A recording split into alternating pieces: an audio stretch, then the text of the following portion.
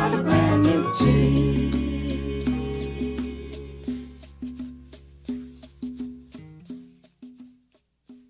Episode 100. 100. 100. I know, right? I'm so 100. I dressed up for it. I know. I put shoes on. I know. I just said I put you look shoes nice. on in my own house. I've never really done that. No, you look really nice. You didn't have to wear shoes for No, my podcast. Well, I'm gonna take them off in a second, but I put a collared shirt on. I know. It's one of the things I would like to take this opportunity to. I don't know what you have planned. I don't want to hijack your episode. Well, you told me you had a plan. I have a plan. I would like to interview you about the transformation you've gone through from when you started this podcast to where you are today. Uh-huh. And I want to and I'd like to talk to you about that today. By the way, I should have worn those shoes. Those Asics over there. I would have worn them like twice. Those are great looking shoes. But I wanted to talk to you about certain things about your podcast. And I wanted to start at number one. Yeah. With the fact that you take great pride in looking presentable for your podcast. Well, that came later, right? In the beginning, I was just like, whatever, I'm just gonna show up. I mean, I think I split the difference because when I went on the podcast with Dr. Drew, I did my makeup because I was like, well, I'm going on his podcast. I should represent myself well, right? Yeah. I can run mine however I want. But then I saw myself, because you can see yourself on camera, and I went, wow, I look way better with just a little bit of effort. So I started putting a little bit of effort. And then somebody was like, Sandy said, I think you should hire a stylist. And I went, no, that's not what I want to do. Like, I don't want to look like I've been styled, but I don't need to look like I just rolled out of bed either. So I kind of split the difference. I just like put on some lip gloss and wore an outfit instead of just like, slippers. So that's when it happened, is when I did After Dark with Dr. Drew, and I looked at myself on camera and went, wow, I look significantly better with maybe 5 minutes more effort. So then let's start real logistically with like, what kind of preparation do you do before you do a podcast? Because I'm juxtapositioning this with me. Yeah. And I literally almost always wear running shorts. I put no preparation into what I'm wearing at all. I've never once thought about what I wear. I never wear shoes. I play with my toes the entire time. Yeah, but that's part of the charm of the Bert cast, right? That's what people are looking for. Yeah, but now I'm sitting here going like, I wonder how many people. I think there's a website dedicated to my feet. Yeah. Oh, really? Yeah. Wiki feet. By the way, my shoes are coming off. This is driving me fucking nuts. Yeah. See, you're already done. I don't understand people who. You're already done. I love being barefoot. I think it's from being in Florida. I love being barefoot too. Barefoot's my favorite. So I do very little to no preparation for my podcast. Yeah. I sometimes find I did a lot of preparation for this. I thought about it throughout the entire spin class and the entire drive. Aw, that's nice. But I do very little preparation for mine at all. What goes into a podcast for you? Well, I think it depends. Take me from either idea to guest or guest to idea, how you work it. Well, I usually sit down with a notebook from time to time and make a list of things I'm curious about or interested in or think would be helpful for somebody. So like this recent list, I have 2 recent guests who were both adopted. Well, that's awesome. I should have them both together and do an episode about being an adopted child. I'm really fascinated by that. So like if I were going to do that episode, I would think about, well, what are the questions I would want to know? What am I curious about? Like, how does it feel? Do you feel different than other people? I just go through a list of things I'd be curious to know. I don't write them down usually unless it's something I don't know much about that's technical. Like when Tanya came on and talked about breast cancer, I didn't know anything about breast cancer and either different types, different treatments, there's just so many different things to do with breast cancer. So I Googled breast cancer and got a very general idea of what we were going to talk about, or at least what she had. So I could go, oh, okay, so you had this one, which is really aggressive. Halston, can you do me a favor? Will you pull up all the episode numbers so when she says Tanya, we can say that's episode ... so people can go back and find that? That'd be awesome. Going. Thank you. But with Kristen and Jocelyn, when they come on, we usually pick a topic. Like our last one was rules of engagement. And so because Kristen's an expert, I don't feel like I have to do any research. I just have to be a curious student in that one. So I ask her questions about how what she's talking about would apply to me or to my life, or I tell a story about how I've applied something she's talking about. So I think everyone is different. And then book club, obviously we read the book and discuss the book. Yeah. And I approach that by reading the book and then writing. I usually with the book club, not always, write down things I want to discuss. So I'll remember, and I'll usually write a page reference or I'll post-it note in the book. So depending on the subject, I guess I either don't do any real preparation or I do a little bit, but none of it's really in depth because I think if you have all the answers, then you're not curious anymore. Yeah. So if you know everything about the person you're talking to, then, you should know some bullet points maybe, and then be curious about those bullet points and then just let your curiosity take you wherever it goes. Because most time we get off topic. Yeah. When you started the podcast, it was concept was it's a hang. Yeah. Right. And at what point did you start switching over and going, I want to talk about addiction. I want to talk about adoption. I want to talk about autism. I want to talk about like subjects that you felt applied to your listener base or what they would be interested in. I don't think it switched over. I think I just added it.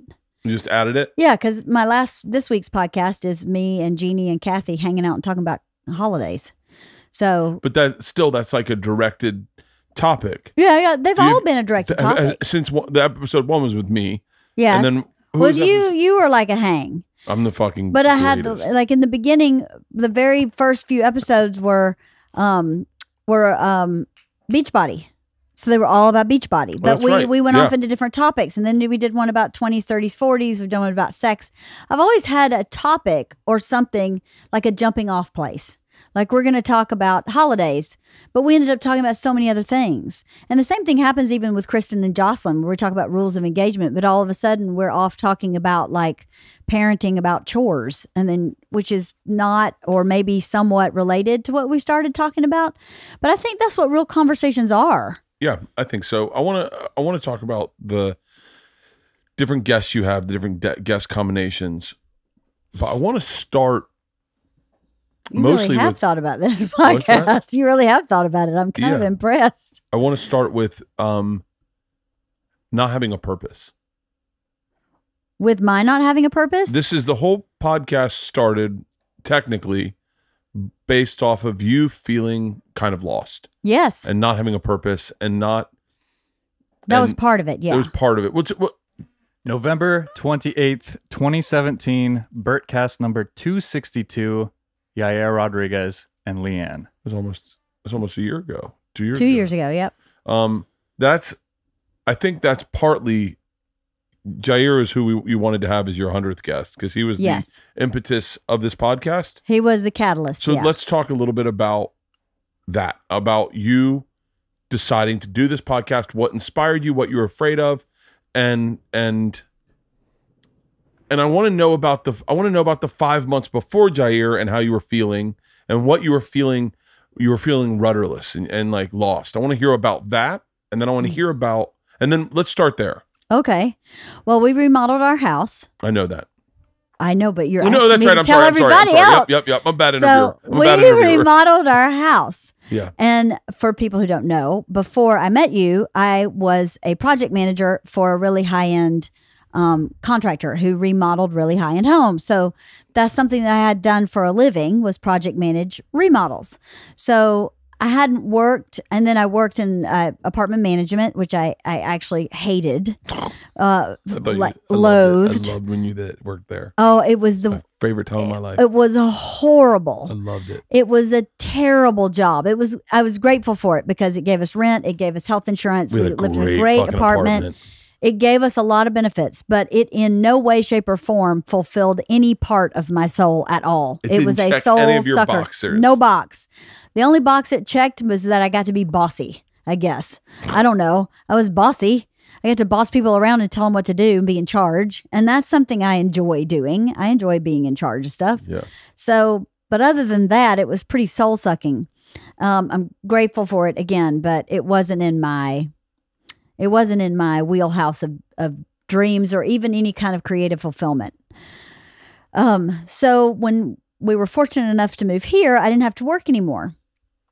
I started working for you in some capacities, and I kept your bookkeeping and I helped you with merch and stuff like that. But I didn't have a job that was for me. It was all about your career, which I was happy to do also. But then when I got that, when we started remodeling, it woke up that project manager in charge, bossy, in control, and the creative piece, because we didn't hire a designer. I did all the design, not the architectural design, but like the picking of the tiles and the designing of the space. I did myself, and I found out I was actually pretty good at it with no background or knowledge in it other than just project managing for someone else. So I think it's really important to say I absolutely did nothing for this house. Well, that's not entirely true. No, but that's not my point. My point is to say I did absolutely nothing for this house. But what's more important is when you say design this house and project manage this remodel. Yeah. It's important to note that you literally were the one to get on the phone to get the fence, to get the porta potty, to get the. You were the one. You were like, all right, let's order the stove. Let's get it here. Deliver it front. Yes. Let's order this. Let's order this. I want to get everything on so it's out there, so we're never waiting for everything. Yes. So our front yard was a supply house. Was like a Home Depot Yes. rest area. It was. And it was. And we lived in our living room. We lived in our living room, and you got a camping stove. You cooked all our meals out there. Yeah. But you did all of that, and I think I was really impressed by watching you.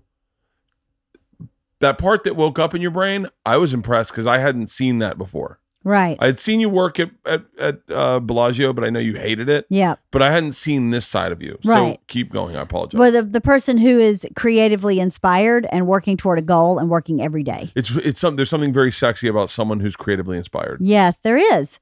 And that's one of the things that makes you sexy, is that you're always creatively inspired. So fucking sexy right now. I know, so sexy. I'm blowing up about, we can't talk about it yet, but the project that we have coming up in March. Yeah. The one my mind is popping. That's awesome. I'm so creatively inspired right now. That's awesome. Yeah, keep going. So anyway, our remodel happened. We moved in. It was over, and I think I got a little depressed. And I started feeling purposeless because I'd had a purpose other than your career or my children's schedule, right? Because all I did before that was something related to your career or something related to my children's schedule. And, again, I was happy to do that, but I didn't realize how much I needed something that was kind of just for me until I remodeled our house. And then when that was gone, I went, oh my God, I'm just a vacuum for everybody else again. And I don't want that. I don't like that. I didn't like how it was making me feel. And then when we met with Jair, he pretty much just confirmed that. He pretty much said, you are 98% other focused. And this comes from trauma. No one is ever that other focused unless they've had childhood trauma. So in order for you to survive, you had to focus on other people and making them happy. And you're still doing that. And that really, really threw me in that session because I thought, I've spent all this time in therapy. I've spent all this time trying not to be that, and I am still that. And that made me really upset. So afterwards, I thought, then I have to find a purpose. I can't just constantly remodel houses. We don't have the money to do that. So what is another creative outlet I could do that's mine, that I can protect, that I can keep sacred, that I can say, no, actually, I can't pick up today because I have a podcast. And to make it important, as important almost as your career and some of my kids' stuff, not my kids' lives, but as important as, hey, can you drop me off at Lola's house because I want to go hang out? No, I have a podcast. To be able to say, no, I have something that's important and it's just for me. What? And that's a really interesting.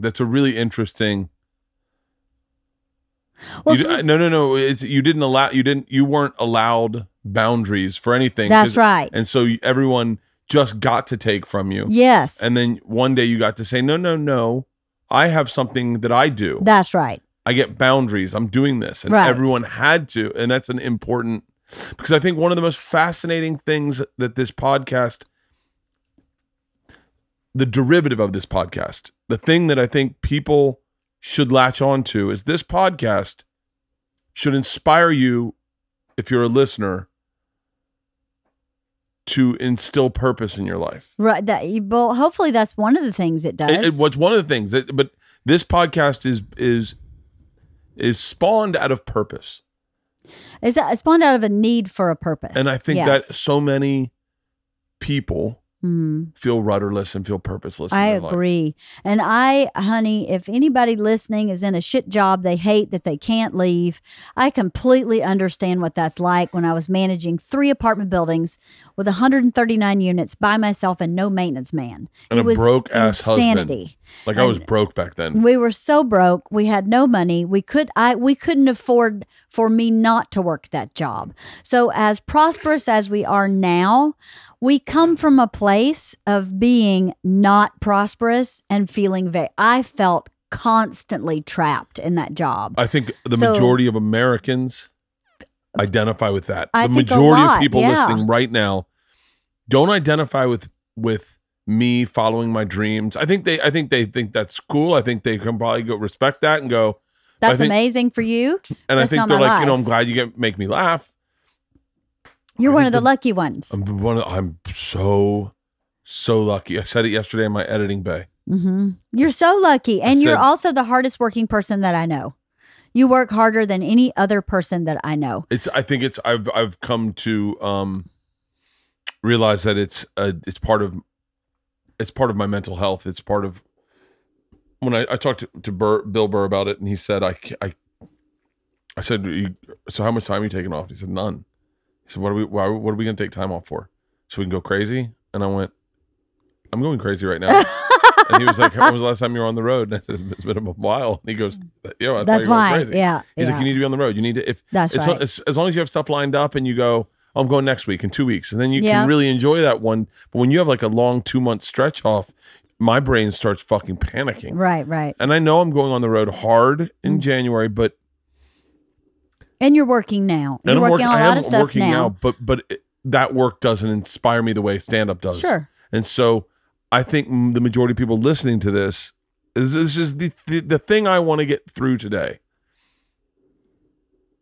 is I think you're an inspiration to me and that you reclaimed your life back through this podcast. I did in a lot of ways. It did a lot for me, this podcast.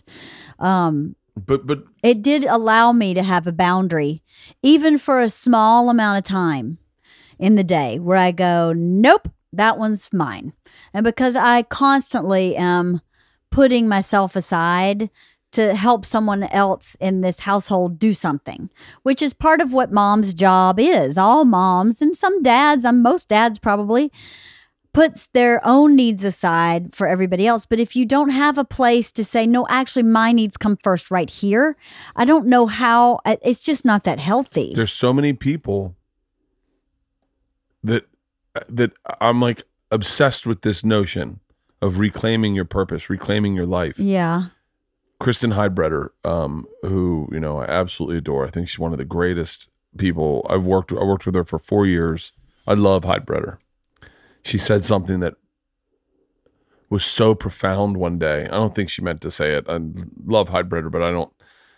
She didn't mean it to be I don't profound. think she didn't mean it to fuck. She didn't mean to drop a bomb on me. Right. We were ice fishing. I was shitting in a bucket, and Why were you shitting in a bucket? because we were in the middle of nowhere, and Oh. so that's And when you got to go, you got to go. gotta go. Oh. And so she had gotten pizzas for us In the middle of nowhere? in the middle of nowhere. She had driven like fucking 45 minutes to get pizzas. And she came back with the pizzas. She just was like done in her head. She was like, I don't know how old she is. She's 37 at that time. She's like, I'm fucking 37. And for money, I just drove to get people pizzas. I'm better than that. Like, I'm an artist. She's an artist. She's an amazing artist. And Yeah. I said, yeah. And she goes, I'm a fucking artist and I'm getting pizzas. Like, it was this, like, hit her like a ton of bricks, revelatory like moment. going Yeah. like, to you guys, all you think I'm worth is go to get pizzas, but I'm worth more than that. Right. And she was saying that she wasn't trying to say that to me, but that's what she was saying. Yeah. And then I said, if you're an artist, can you cut a toilet seat out of one of these pizza boxes so I can shit in a bucket? You are funny. And she goes, yes, I love that. And so She did that? she designed a toilet seat for me to shit in a bucket with a pizza box. But Oh my God. But it was such a that moment. And I think it's so easy to recognize in friends or other people, but the person you live with and love, sometimes you're so focused on yourself that you're like, hey, I need someone to get this for me. Can you go get that for me? Yeah. And I think that's what I'm so impressed by about this podcast is you saying, hey, I'm going to stand up for myself and I'm going to find purpose. Yeah. I did do that. When did you feel confident in this podcast where you were like, this podcast this is something I will be doing for the next However many years. Yeah. I think from the very beginning. The first one? Yeah. I think so. Where I thought, here's the thing. I think what you had told me to do a podcast just where I sit in the mic and talk. So I did that and I felt so uncomfortable. I was coming out of my skin. I was like, who are you to be talking about this shit? You are so arrogant and full of yourself. Nobody wants to hear what you have to say. This is ridiculous. Now I know. Whose voice did you hear that in? Whose voice did I hear that in? Judy Kemp. Her voice was saying it all in my mom. Yeah, it was totally my mom. Who the fuck do you think you are? So I think I really needed to talk to other people. I know there's part of me who knows, well, a lot of me that knows that I have worked really hard in this lifetime to learn about mental health from my own mental health, and that I've done a great deal of work on myself, and that I have really built this life with you and for myself with my own two hands. Do you know what I mean? Mm-hmm. I did not have. My dad is a lovely, loving, supportive person. And my mom is. But he's the kind of guy that cuts himself and just puts crazy glue on it. That's what he did last night. He put crazy glue on his head, which his head is like half off, and he just put crazy glue on it and a Band-Aid and said done. So imagine if that's how he heals a physical wound. Right. Imagine how he heals an emotional one. That's right. That's exactly right.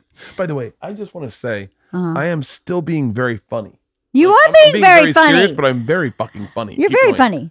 funny. So I just didn't have anybody to help me figure out how shit worked. I've had to rely on therapists and healers and friends and my own, bootstrap ability to figure out life. So I understand before this podcast started, I've understood that since I was in high school, I've always been easy to talk to because I was always the person that everybody told their secrets to. My whole life, everybody always told me their secrets. So I was like, well, that must be something about me that makes people feel at ease to talk. So then that's good for my podcast because then whoever comes on, hopefully that comes through and they'll feel at ease to talk, right? Because that's always been just who I was. For some reason. I mean, when I managed an apartment building, residents would come and just lay shit down on, I mean, like, I don't need to know any of this that's going on, but clearly you need to talk. So I must be a really good listener. So I thought, well, that I enjoy listening to people. And if I put people at ease to talk, that's a good thing for a podcast. So that would lead hopefully to some very natural conversations, which is what I wanted. And when I was walking around one day, I was trying to find a podcast I wanted to listen to. And I really liked Serial and S-Town and all these kind of, and I couldn't find anything that was just like a drop in on a conversation podcast at the time. And I was like, why can't I just make a podcast where it's just me and my friends talking about stuff? Some of it's serious. Some of it's not, because we all tend to have really good conversations. We're all really smart women. We're pretty balanced, regular people. Nobody here is a movie star. We're just regular people who live in the valley. So why can't we just all have a conversation and have people eavesdrop on it? And sometimes they'll learn, and sometimes they'll just be entertained. And sometimes they'll be both.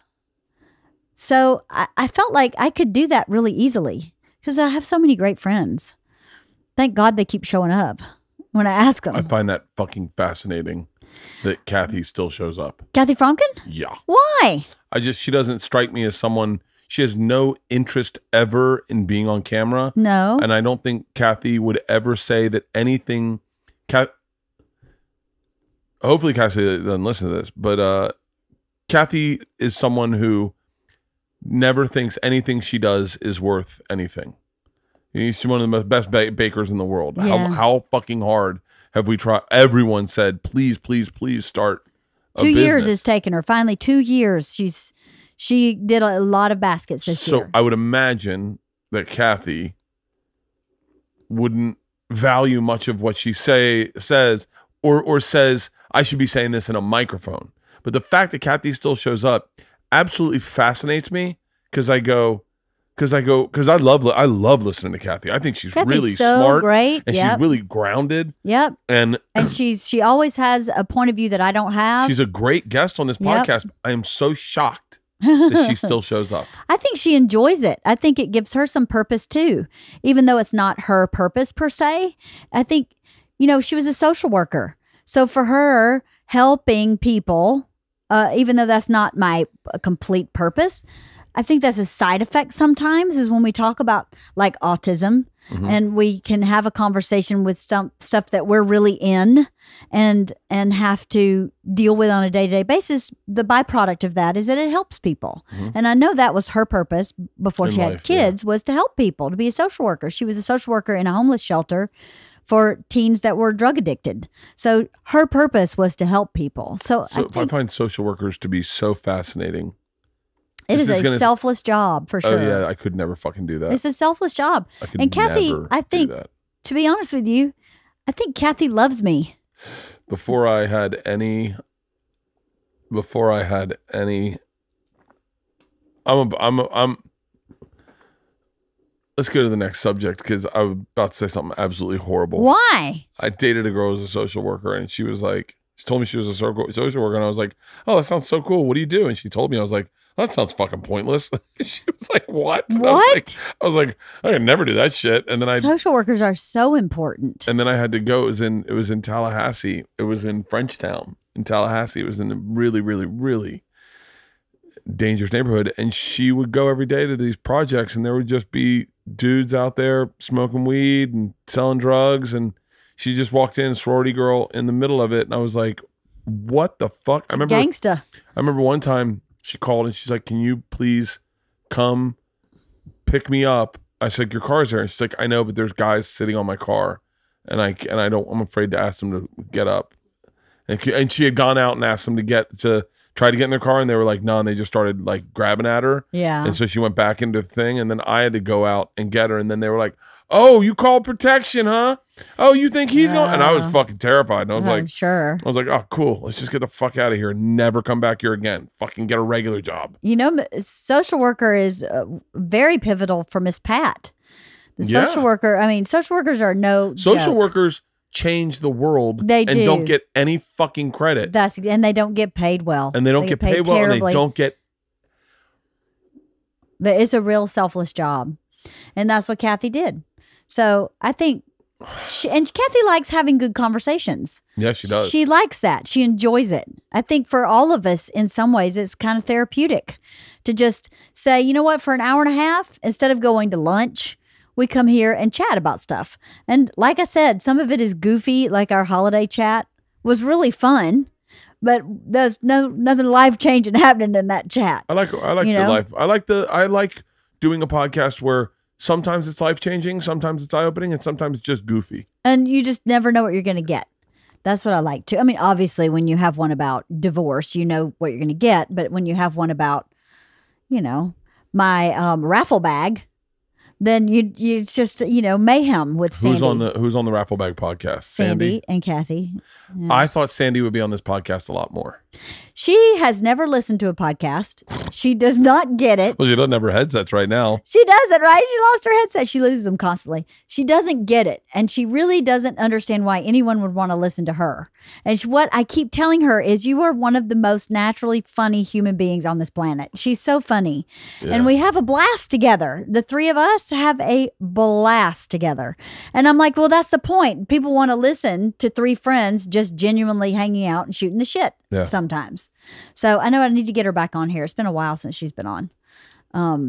But yeah, I've really enjoyed it. I've actually learned a lot, and I've learned about stuff that I want to learn more about. Right. Mm-hmm. So that's been really cool. What about? I want to go through some of your guests, and I think we started doing that. But I want to retouch on the transformation that's had on you, this podcast. Okay. But let's we're talking about guests. So let's go through guests. What have been some of your favorite podcasts you did where you got up and you went, now that is why I do this? I have a couple in my book where I go. You do? For me, no, not your podcast, my podcast. Oh, and your podcast? Yeah. For mine. I was like, no. Really? Oh, the sex podcast for me was the greatest podcast I've ever heard in my entire life.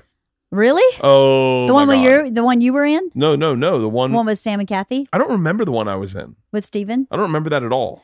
That I get a lot of comments on all three of those podcasts. The first sex one you did was super eye-opening for me. I've been thinking about doing that sex episode again with two other women besides Sam and Kathy. It's a great idea. Because we all have sex. We all have different perspectives on it. And it's something that I don't think people talk about enough, which I sort of don't understand. Like sex and money are part of life. I don't know why they're so taboo to talk about all the time.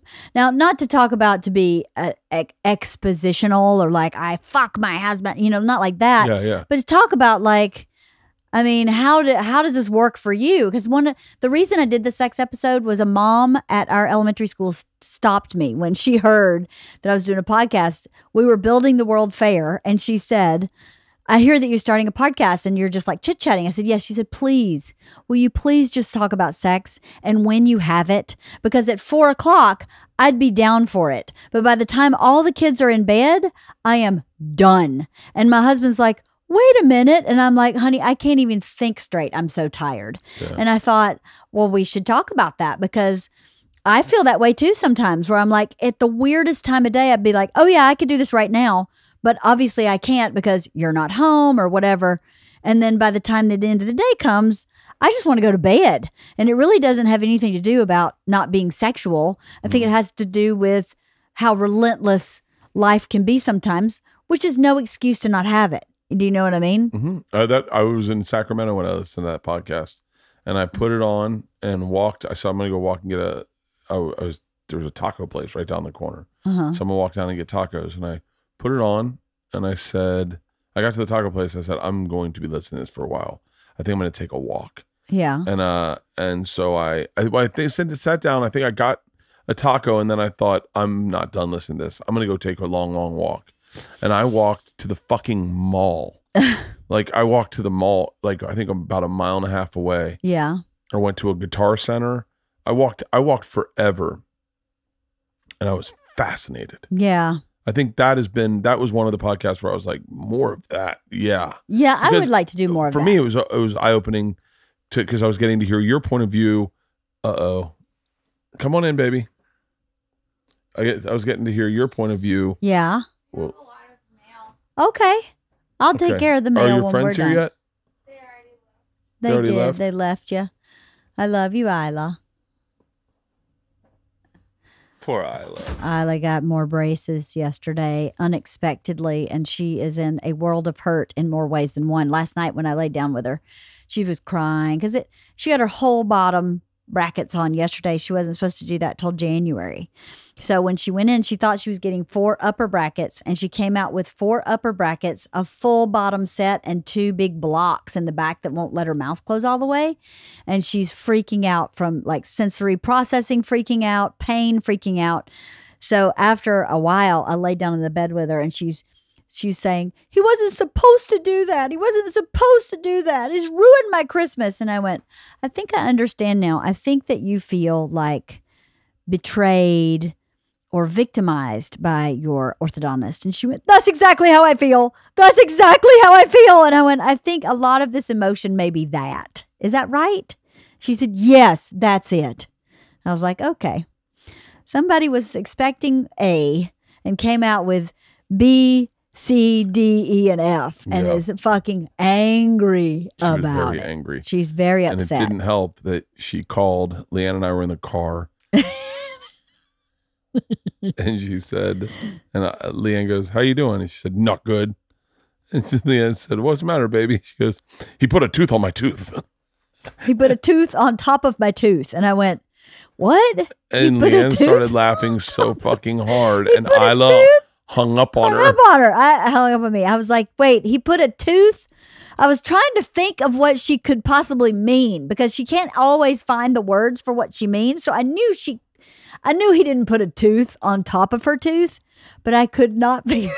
And I thought, what a funny way to describe whatever he's done. He put a tooth on my tooth. Put a tooth on top of my tooth. And now I can't close my mouth. And I'm going, what? I have no idea what you're talking about. So, yeah. Well, all right. Back to the podcast. Anyway, I don't remember what we were talking about. The sex podcast. Now, what have been some episodes besides that one? Because I think that one resonates with everyone. With a lot of people, you were like, fuck yeah. I know that there are ones for me where I go, holy shit, like that's who that lady is. Oh, like, really? Oh, there's been times where I listen and I go, like, I think you were talking to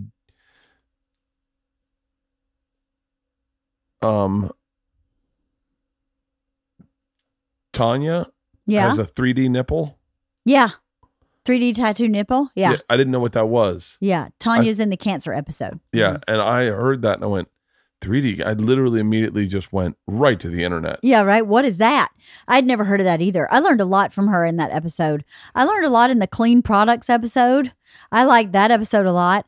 I liked the episode about money we did with Leo. Yeah. And then I think we did a second one with Leo and Jocelyn about credit. And those, I got a lot of people reaching out saying, thank you so much for doing that. Because again, no one talks about money and no one teaches you about money. And I had to learn a lot about money the hard way. And so I feel like there's just some basic things you can go, hey, do this, don't do that. And it'll save you so much time. That was a good one to me too. I had so much fun talking about the raffle bag. I had so much fun talking about Vietnam. The Vietnam episode was really fun with Jeannie and all the stuff we brought her back. And reliving that trip with Sandy was a blast. That was a great episode to me. But I don't know if anybody else enjoyed it as much as I did. And you know, I made a new friend in this process, and that is Kristen McDermott, who's the therapist. I call her my friend now, not just in the podcast. And I've learned a lot from talking to her. I learned a lot about what she's teaching, and I learned a lot about myself. Like, I didn't realize that I was as wise as I am until I had listened to her a lot. And I went, oh, I already knew how to do that. Or I've already been doing that. Or I started doing that when I was in my 20s. And sometimes I'll tell her some of the stuff I'm doing and she'll go, that's a really good idea. And it makes me feel like, oh, okay. Maybe I got it going on a little more than I think I got it going on in some areas. So then talk to me about Kristen and Jocelyn. Yeah. How did that happen? And how did that happen? Why are they valuable together? Because you often have them together. And what do they bring separately to the podcast that makes you, because they're one of your top guests. Yeah, they are. Well, Jocelyn actually made that happen. Jocelyn came on here. I think the first episode I did with Jocelyn was... Is it possible that Jocelyn's gotten prettier the older she gets? Yeah, well, yeah, she's beautiful. I mean, this doesn't sound horrible. I hopefully Jocelyn's not listening to this. But like, I never found her attractive. I mean, I was never like my type, you know, when I first met her. Mm-hmm. She's an attractive chick, but not like, I was never, man, she is fucking hot right now. She's striking, yeah. She's strikingly attractive. Like, yes. She catches me off guard when I see her because I go, fuck. Like, yeah. I mean, it's like some women get hotter when the older they get. Yeah, I think she is getting hotter the older she gets. You are more attractive than when you were younger. I disagree with you, but thank you for saying that. No, not today, but like 5 years ago. Well, thank you, babe. Thank you, baby. I might agree with that. But I don't remember if I had Jocelyn and Amanda first. I did. Amanda. Episode 65. So episode 65. So Jocelyn and Amanda and I were friends, and I wanted to talk about how we don't see each other for like 2 years, and all of a sudden we're like, oh, hey, yeah, like we never left each other. And then we 2 more years, and we come back. And after that podcast, she had told me, I think in the course of the podcast, that she had ghostwritten a book about credit. And I'd already recorded my podcast with Leo. So she said, if you want to come back and talk about credit, I do have some information about credit. So I was like, that'd be awesome. So I had her and Leo come on and talk about credit. And then after that, when Jocelyn said, I've started this new project with a therapist, and we are developing a program about building resilience in children. And I think we'd be great guests on your podcast. And we'd actually, if you're into it, like to come in regularly. And I went, absolutely. I would love that. So this was Jocelyn's idea. This was Jocelyn's idea. So how did she meet Kristen? I don't know how she met Kristen. I think she may have been a ghostwriter for Kristen. Kristen has one book that's published called It Takes 2 Minutes to Build Resilience. Oh, it would have been better if she got It Takes 2 to Make Things Go Right. And then she has another book that has not yet been published, but it's complete. I don't know what that book is about. And I don't know which. I know Booty Juice and Other Things I Learned in College. That's probably it. Booty Juice. Yes. So, I mean, what can you imagine how much fun it is to be inside my head and hear the things that I don't say? I think it's fun and also sometimes not fun at all with your anxiety. Booty Juice and all the other things I learned in college. I mean, that's a fucking... Sounds just someone like Kristen. Please, this is what you need to incorporate with your fans. And I want to talk about your fans in a second. But someone please, just if you could, do a mock-up of what that book's cover would look like. And then Booty tag Juice. And send it to Leanne on... You don't have Twitter. You don't use Twitter, do you? I'm on Twitter, but I don't ever Send it to look me. at it. Send it to me. Booty Juice and Other Things I Learned in College. Booty the Bert Juice. Kreischer story. Oh my God. Okay, keep going. I apologize. This is why. That's okay. No, that's why it's I fine. suck. No, it's not what this is what it's supposed to be. Kind of ambly a little I bit. don't know how you do this with shoes on. I mean, I love being barefoot. Feet gotta breathe. Who wears shoes in their own house? I don't. So that's how Jocelyn and Kristen started being regulars. Is they asked to be regulars. They're really great. They are really great, and I feel like we talk about a lot of great things. I think in the beginning, I think they really wanted to stay more on topic, but I think they've figured out that's just not how I roll. How so? They wanted to say more on topic. Stay on topic. Like if we're discussing, they wanted like a anger, syllabus. We should stay on anger for the majority of the time. And I just sometimes just go off on tangents about other things, and I find that that's where a lot of great, like jewels come, is when you just start talking about something, it leads you to something else, and all of a sudden something funny happens or something really wise is said, and that's kind of how that happens. It's not always good to have it super structured. And then I thought I did a really good job on the episode with Emily and Joy. I see them so often. You do? Yeah. You have to tell them hello. I almost had Joy, I think, rub out my back. Yeah? Yeah. Those were great ladies, and I learned so much about both of them on that podcast. They're really pretty amazing women. And That podcast went off the rails quick, huh? I don't think it went off the rails quick. No, it got heavy quick. It got heavy. Yeah, Yes, it did get heavy. Yes. But, that's the shit that helps people. The thing is, I don't want everybody to ever think that I say stuff to like show off or brag or say, look how bad I had it. I want people to not feel alone. Because a lot of the time when I was trying to figure out the stuff with my mom, I felt like I was the only person on this planet that had been through something like that. And I felt that until I met Push. And Push and I were sitting at the pool in Hawaii when you and Tom were working, talking about our moms. And Christina Pajinski. Christina P. Sorry. We call her Push. I then was like, we were almost finishing each other's sentences describing our mothers. And we were each other's first person we'd ever met who had basically the same mother. And it was such a relief. That and reading a book that, the reading the book Trapped in the Mirror described my experience of my mother so clearly that I thought, oh, I'm not alone. And that, to me, is part of a problem with mental health these days, is that people sit and feel like they're totally alone. And they don't have any place to reach to feel like they're not alone. Now, I don't have something to offer everybody. I don't have, I don't know. I don't have something to offer everybody, but the things that I've lived through, I have to offer. So why would I keep them secret and not help somebody? If my telling a story about something that happened with my mom in my childhood helps another person, I don't have a problem with that. And if there's anything I don't want told, I just won't tell it. So I don't know. It's like having heartburn when you're a child. First time you have heartburn, you're like, oh, great, I'm dying. Yeah. But then once someone goes, oh, no, you just need a Pepsid. And you take it and you're like, wait, that took care of it. I thought I was dying. I've been thinking I've been dying every night. And they're like, no, you just don't eat pizza before you go to bed. And you're like. And I do the same thing. And yeah, that's the thing, is that to know that the other person experiences the same thing or something similar makes you feel not alone. Sometimes in stand-up, you can do that with something goofy. And I think that's when I first started stand-up. That was the first thing I figured out was like, oh, if I do something goofy, sometimes other people do something goofy. Right. And maybe that will share in that where it won't be so alone. Like the one I wrote today was, do you ever go to the bathroom and take your dick out way too early for the urinal? And then you just walk in with your dick out in a fucking public room like, hey guys, What's up?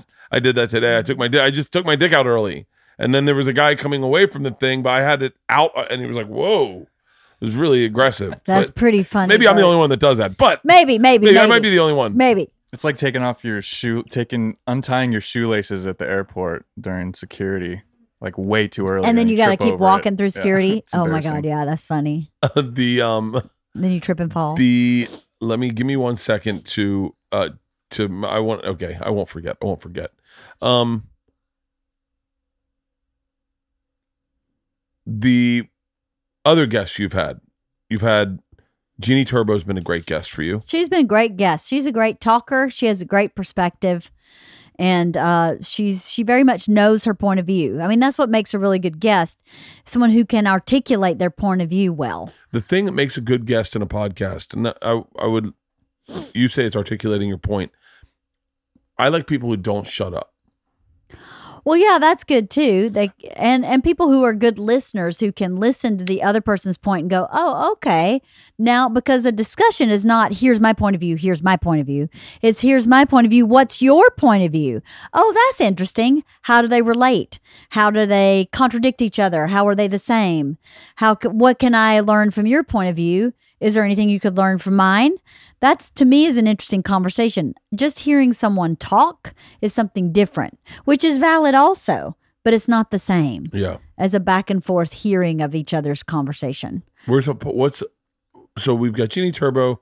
Kathy's a regular. Sam Fisher is somewhat of a regular. Yep. She's been a regular a lot. She's great because she's really into her own spirituality and self-help. Yep. Sidebar. Like she does that on the side end. Yep. Sandy's been on several times. Sandy. Kristen and Jocelyn have been a regular, and Kirsten, who's in my book club every time. Yeah. She's been on quite a bit, Kirsten. So let's talk about, I want to talk about book club. I want to talk about the adventure podcast that you do. Yeah. And I got to book my next adventure podcast. I'm glad you said that. I forgot. Yeah. Well, I think that's a really cool, that's a really cool thing because, when I speaking to you as if you don't know this, but this last Sober October was really, really, really great for me. Yeah. Because it got me out of my comfort zone and got me to do other things. Uh-huh. So tell me about the 2 adventure podcasts that you've done. What you and how does that translate into the pod? Like how just tell me about them. Well, the first one we did was pole dancing with Sam Fisher. Yeah. It was our teacher because she teaches that the S Factor, which is a fitness and like female empowerment through pole dancing. So I was like, this is something I would never do. So let's go do it. And Kathy and Kirsten were down. They were like, yep, let's do it. I'd reached out to like 8 or 9 women, and organizing 8 or 9 women is like herding chickens. It ain't going to happen, man. It's so hard. So I just like honed it down to the 2 people I could get on the day I needed them. And then I just continued with those 2 because we had a great time. So I did the pole dancing.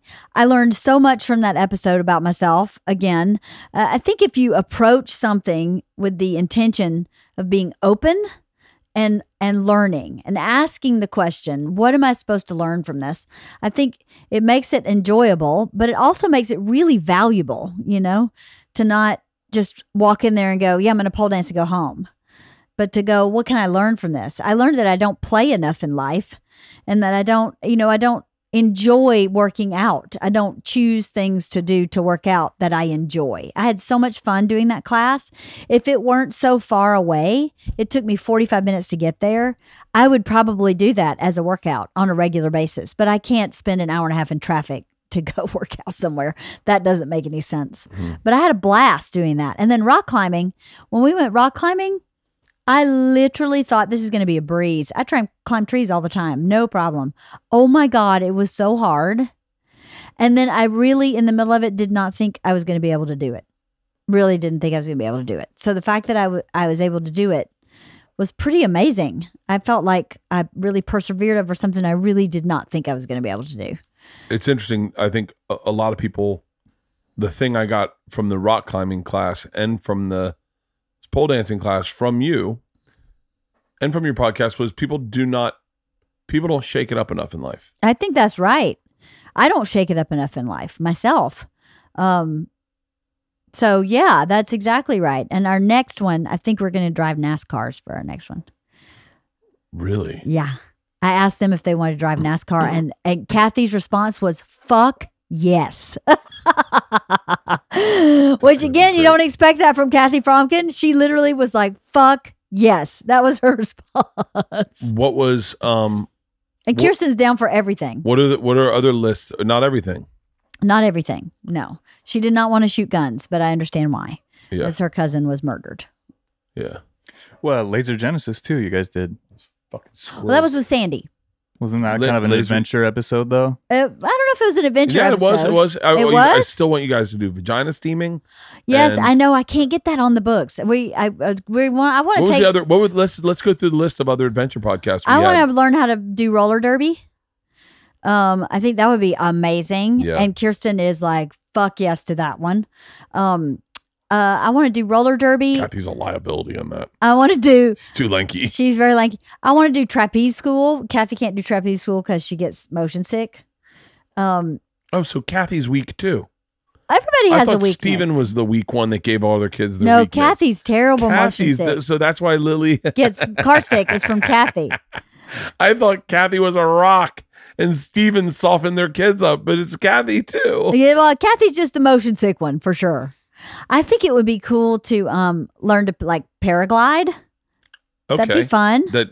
Let's up your life insurance. That's the most dangerous thing you can do. Really? 100%. We went paragliding. There's parasailing and paragliding. Oh, I don't know which one I'm talking about. Which one are you talking about, with the parachute or with the triangle? I don't know. With the triangle. It doesn't matter. Doesn't matter technically. We were in Golden, Colorado. Episode, I want to say the pilot episode. No, it wasn't the pilot. We were in Golden, Colorado. It's got to be like season 2 of Trip Flip. By the way, we woke up missing Trip Flip today. Did you? Yeah. It's because you're home so much. And so we went out to this mountain where they paraglide. It's a very famous mountain in Golden, Colorado, where everyone paraglides. If you live in Colorado, you know what I'm talking about. So we go out, and obviously because it's TV, our 2 people are going to paraglide. They take them up the top. This is back when I didn't do the activity. So it's probably beginning of season 2, maybe season 1. And we have to hire paramedics. We always hire paramedics. And I see the 2 paramedics, and they're like, hey man, are you doing it? And I said, no, they don't have me do the activities. I'm just the host. And they're like, thank God, huh? And I went, why? And they're like, oh, this is possibly the most dangerous thing you can do in your entire life. And oh my God, really? I went, wait, really? And he goes, dude, all I do is drag bodies off this mountain. Oh my God. That's his exact words. All I do is drag bodies off this mountain. That's crazy. Anytime I've had a number of paramedics, I'll tell you what's even more dangerous than that Yeah. is ATVs in the desert where California and Arizona meet. Yeah. We went sandboarding up there with a family when we were doing an Arizona episode, but we were technically in California. ATVs, and we had a paramedic out there for us when we were sandboarding, and these guys are on ATVs out there, and I go, so do you come out here often? And he goes, every day. And I went, really? And he goes, yeah.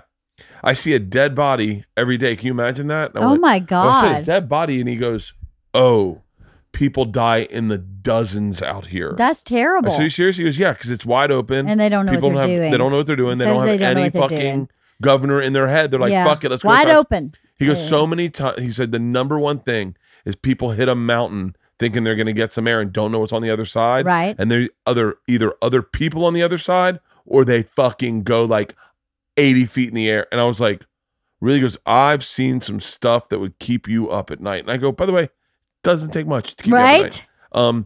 But yeah, so paragliding, that'll never happen. You'll never do that. Never, no. Well, you can do it. I opted out of every single time we could do it on Trip Flip because of what that guy said. Okay. We did it in maybe Brazil. not paragliding. We did it in Brazil and San Francisco. And what are you looking at? There's a squirrel right on there. I just saw motion. I didn't know what it was. So what other activities would you like to do? I don't know. I think that's quite a few. Yeah, it is. Roller derby, NASCAR. I don't know. We talked about surfing, but we none of us really want to learn to surf. So it's not like, we're like, yeah, woohoo. It's fun as fuck. So I don't know. We'll keep brainstorming. Figure that out. You're pretty active with your fans. I think so. I mean, I'm not You're perfect. way more active than I am. I definitely could do more, but I try. You run a Facebook page? Yes. That's my weakest link. You run a Facebook page. Mm-hmm. You reply to emails. You read comments. I do reply to emails that come through my website for sure. I reply to comments on Facebook, but probably like once every week or two. Facebook's like my weakest link. Tell me about emails you've gotten that have meant a great deal to you, and emails that you've gotten that have hurt your feelings. I don't really have any that's hurt my feelings. I remember that one guy. About the sex one? Yeah, he was like, dude, this is fucking stupid, whatever he said. Iron Fist? Is that Iron Fist? Is that his name? Yeah. Iron Fist, it just was, I think it was a very valuable email. And I said that in our podcast where I read it out loud because I think a lot of men feel like Iron Fist. And I don't think that it's fair for him to not have a voice. We live in a country where everybody gets a voice. Doesn't mean I have to agree with him at all because I didn't. But he didn't hurt my feelings. I just thought, wow, what an angry person this is. I don't know that anybody's really hurt my feelings. I had one person who emailed me when I was doing Beachbody and was like, good luck with that diet because you're going to gain all the weight back. By the way, you're right. I did. But at the time I was like, what an asshole. Who does that? That's so unsupportive. But that's really the only one that comes to mind. So then talk to me about good emails.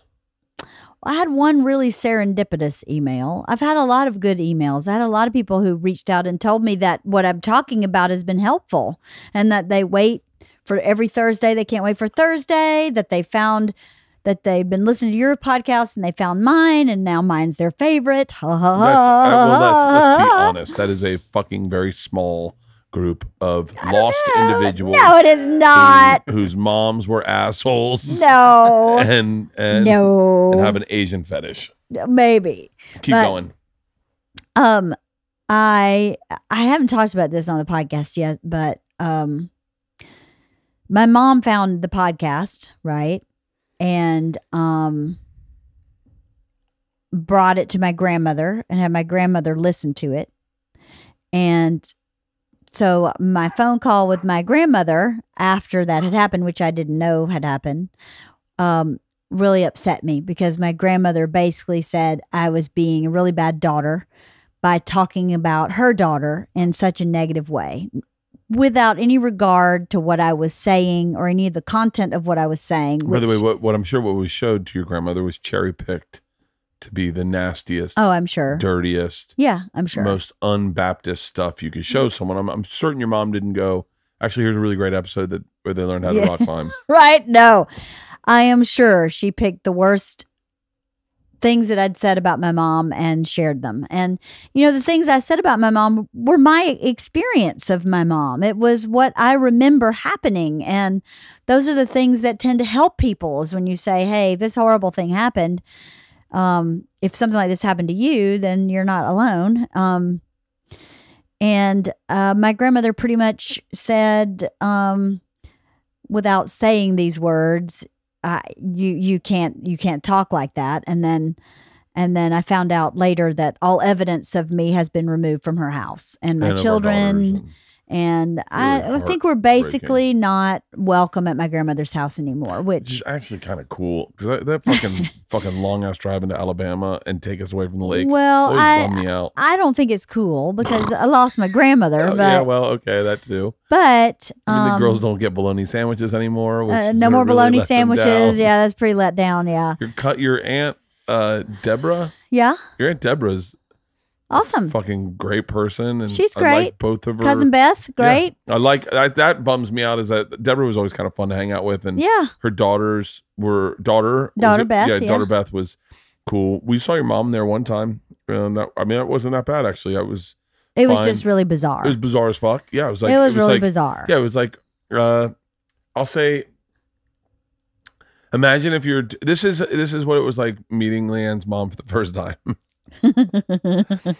Imagine if you are in a college dorm room and you're all smoking weed, right? And you're passing a bong around and the door opens and it's Pete Rose. And you're like, the fuck is Pete Rose doing here? Like, how the fuck did Pete Rose get in here? That's exactly what it was like. It was just so it was bizarre. Oh, so this is happening now. So for I guess to explain the dynamic maybe a little more, my grandmother in the past had basically told me anytime I kind of dishonor or go against my mother, that was a sin, and she couldn't talk to me anymore. So I'd been through phases where my grandmother wouldn't talk to me, but we had gotten into a good place, I thought, where we kind of agreed to disagree about my mom. And on the table had conversations like saying, we're going to agree to disagree. So I thought we're kind of on the same page, that I don't talk to my mom, that my grandmother doesn't like it, but she's accepted it. Yeah. And then we go see my grandmother. You made a great effort to make sure that we maintained a relationship with your grandmother. I sure did. Beyond a great effort, that every time we went down to spend time with your dad, which is our purpose, is go to the lake and connect, have our family down at the lake, no cell phones, no computers, no TVs, right, and spend time with your dad and your stepmother Jan. Yep. That we would go out of our way to make sure that we spent time with your grandmother, and which was always actually really cool. With my mom's mom. With your mom's mom. Well, yeah, obviously your mom's mom, which was actually when we first started dating and first had the girls, was actually really awesome because I was fascinated by your grandfather. Yeah, your grandfather was a really, really cool, interesting, bizarre, fucking quirky, possibly mentally ill, like really funny. Like one time we pulled up and he said, everyone's walking in and he just meets me at the door and he goes, you want a Dr. Pepper? And I was like, yeah. And he goes, come on, get in the car. So we got in the car and he drove me into fucking the hometown. Yeah. And then proceeded to like hang out downtown with friends. Yeah. And have a Dr. Pepper and like introduce me to us. It was like really, we were gone for like an hour and a half. Yeah. And then we came back and we didn't even go in the house. We started looking at his old cars, Rolls Royces. Yeah, he had a Rolls Royce and a Bentley. He had a Rolls Royce and a Bentley. Mm-hmm. And we were just sitting in there and I was like, and by the way, I love Dr. Pepper. I love Diet Dr. Pepper. Yeah. But he was a fascinating guy. And your grandmother is I'm saying was because I know we're never allowed back in her house, but is a very sweet, patient woman. She's very sweet. By the way, she'll never hear this. I guarantee you. No, I doubt she'll ever hear this. She is a very sweet, patient. She is very sweet, but she definitely is, in my opinion, she is forced to choose between her mom, her daughter, And her granddaughter. And her granddaughter. And because I believe my mom can't have her have both. So that's my belief, based on my experience throughout my entire life. And so basically, well, I think my belief is your mom. It's not enough for your mom to not love you. She wants other people not to love you also. I believe you are accurate. And so, I believe that is super, accurate. It's super sad. It is very sad. It's super sad for her because, you know, it's really heartbreaking when you think about it. That your own mom wishes you ill, and that your own mom says if in our belief that your own mom wishes you ill. Yeah. It really sucks. It sucks. It really sucks. So, you know, we're getting into something, by the way, people. Yes, we are. So my grandmother and I had this very big conversation where basically at the end of it, she let me know that she believed me to be a big sinner and that I was not being very Christian by talking about my mother publicly. It was a bad conversation. Leanne was in tears. Really hard. Leanne was kind of broke my heart. Leanne does this thing when she cries really hard. Her top lip folds under her nose. Yeah. And yeah, it's doing it right now. It's doing it right now a little bit. You see it, Halston? Oh, when I smile. Yeah, and your top, I couldn't fucking manage. That's when you know that it's bad. Yeah, so if my her top mom lip thinks folds. bad things have been said in her about this on this podcast, she should have been in the kitchen. I wonder if her ears were burning. Well, regardless, it started making me think maybe I should never have talked about my mom on this podcast. Maybe my grandmother's right. That isn't Christian. It is something that happened to me privately. It's not fair. She's not here to defend herself. Maybe that wasn't the best course. And I literally, after I cried and got it all off my chest, opened my email. And there was an email from someone. And the first thing she said in the email was, I just wanted to thank you for talking about your mom. And I thought, this is a gift from God. God just said to me, you don't need to worry about anything you just heard from your grandmother. Because literally that email from the woman said, thank you so much for talking about your mom. I had no idea I had grown up in an abused family, in an abusive family structure until I heard you talking about how you discovered. Wow, I never attached the word abuse to the way I was raised until I read this book Kathy gave me called Strong at the Broken Places. And it started describing abuse as something other than being beaten. Because you think of abuse as someone being beaten. Paul Gilmartin shared that about that abuse doesn't have to be getting hit. It can be. It's mental. It's mental. It's sometimes. mental. It can be far worse than being hit. And I never thought of my experience as being abusive until I read that book. And so I talked about that, how that book opened my eyes so I could kind of categorize things in my brain and heal them and forgive them and excuse them, move past them. And that was really powerful for me. So she was talking about that and how her parents are alcoholics and how she had no relationship and how much listening to me talk about my experience. Not that those are all the attributes of your mom. No, my mom doesn't have, no. She's not. But the woman in her email was describing her own family. And in describing it had said, I just wanted you to know how important your podcast has been to me. And I thought there's no way that came in my inbox at 4 p.m. on the very day that I had this conversation with my grandmother by accident. That came from God, in my opinion. That came from the universe, a higher purpose, whatever you want to categorize it. It wasn't a coincidence. And I thought, okay, then I need to not worry about it. And I need to know that part of the purpose of my podcast is to help people like this woman who had no idea she had work to do on herself. Yeah. She didn't know she had work to do on herself. She didn't know why she was unhappy. It goes back to that heartburn analogy. Sometimes you don't know that things have happened to you until... Oh, Mona. Are you coming in with mommy? Is Mona need her mommy? Yes, I know. Mona. So, anyway, that was probably the most important email I've gotten. Not because of what she said in the email, but because of its timing. You know, it came on that same day. Like it didn't come it came at 4:00 that day. It was just crazy. It was one of those times. I believe God talks to you all the time, but you have to pay attention and you have to be listening. And to me, that was one of those times where God went, hey, you want to know something? You don't need to worry about that. Don't worry about what your grandmother's saying. I mean, obviously be sensitive to her feelings, but don't let that stop you from doing what you're doing. Yeah. But I think if the byproduct of this podcast, in my opinion, and we're not done this interview, but if the byproduct is your spiritual growth, your self-growth, the sharing that with people who are in the same position that you had, the same life experiences or similar life experiences that you had growing up, or are listening and in the same place you were when you started this, or are at the same place you are now, or just don't know how to get a credit card. Yeah.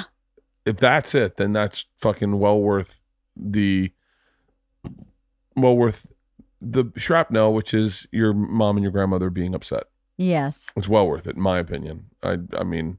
Well, I wouldn't have said that until I got that email. And then I got that email and I went, it's all worth it. That was my intention. Yeah. So whatever my mom and grandmother believe. Strap back in your shirt. Thank you. Whatever my mom and grandmother believe my intention to be, I know what my intention was. And my intention was to help somebody else by listening to me talk and bullshit. And quite honestly, I try to tell my stories not from a place of tragedy, but from a place of some levity and some perseverance, and hard work is what got me here. And it can be done. That's my point, is it can be done. If I can do it, I don't even have a college education. I just have a massive amount of curiosity and a want to be happy. So if I can do that, then almost anybody can do that in my brain. Maybe that's not true, but that's the way I feel. So if anybody else could take that point of view, say, oh, wow, she did have it pretty bad in this area over here, and she was able to get out of that, then I can too. Yeah, I agree. I think. Oh, Halston's got his hand raised. I was just going to say, you come from a... Halston, I'm going to stop it. I'm going to stop you right there. Yes, sir. Are we good with that email conversation? I think so. My next question. But wait, Halston, shut the fuck up. Okay. I'm running this interview. I don't want anyone jumping in.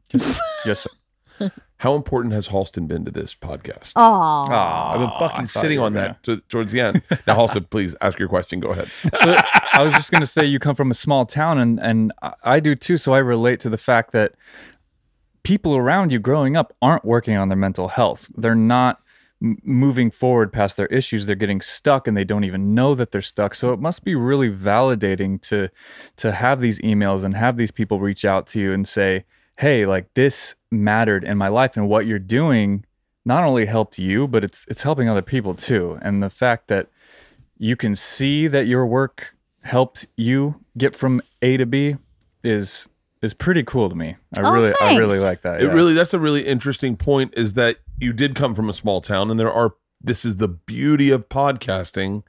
And I will always only point out the beauties of it, is this goes everywhere. It does. Yeah. So, it's free. So if there's a kid in a small town who doesn't know about either abuse or credit cards or therapy or any of this stuff, or how to have a good conversation with somebody, the content that they were going to hear, which is their local radio stations, they got to be sitting listening to this in headsets going, well, this is different than the crop report that we get in. This is fucking real shit. And you're sharing that growth with people that historically would not get that information. Right. I remember when I first started doing stand-up, Jen Kirkman and I got into a fight about something stupid that I said. She was talking about going to therapy, and I made a comment that, like, I was just in Iowa. Trust me, the last thing they want to hear is a joke about therapy. So I had said something somewhat progressive in Penguins at Davenport, and this guy was like, what does that even mean? Penguins is a club. Penguins. Oh yeah, Penguins is a Penguins comedy is club. a comedy club. In Davenport, Quad Cities. The Quad Cities is where that was, and it was attached to a casino. And I said something not progressive, but I said something about mental health or about, like, dealing with stuff. And this guy was like, oh, just fucking drink your beer. And I was like, okay. And so I made a comment about Jen Kirkman, saying that trust me, they don't want to hear anything about therapy. She had a joke about her therapist that I fucking loved. Oh yeah. Ugh, and that's what upset me about her being upset is that I loved this joke. Yeah. But I was saying that joke is not going to work in Davenport, which who the fuck am I to ever tell anyone what joke is going to work where? That was where I fucked up. Number one. Right. Number two, I didn't credit how much I loved the joke. She had said to her friend, she was telling her friend about therapy, and she goes, "It sounds like you pay your therapist. It sounds like you go to you pay your therapist just so you can win arguments." And Jen goes, "Well, I'm not going to pay him and lose." Oh my God. And I love that joke.